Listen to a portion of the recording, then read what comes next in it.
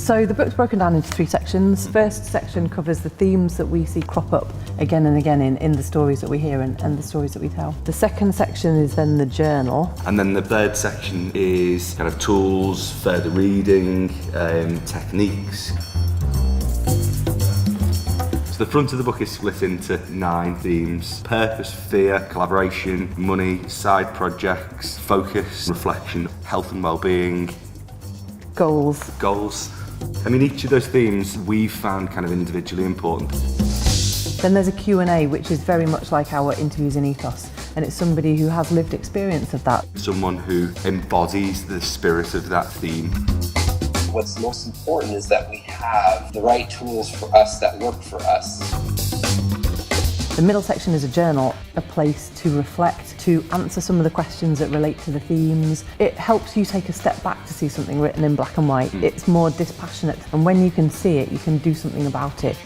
The nature of journaling means that you'll put your own personal slant on that. It's inherently very personal. So you could use it in your family life, you could use it in your work life, you could use it to find your passion and the thing that really makes you tick.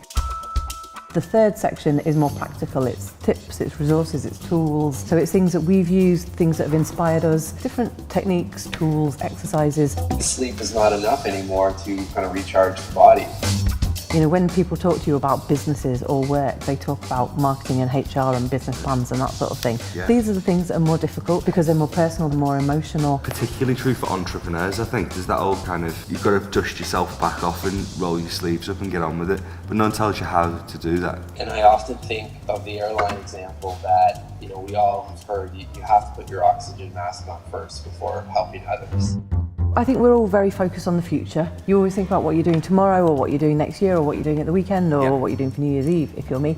But journaling is really important for that. You can see the things that have developed along the way and the skills that you've learnt. You can see where you've overcome problems. The kind of value of journaling is in building resilience.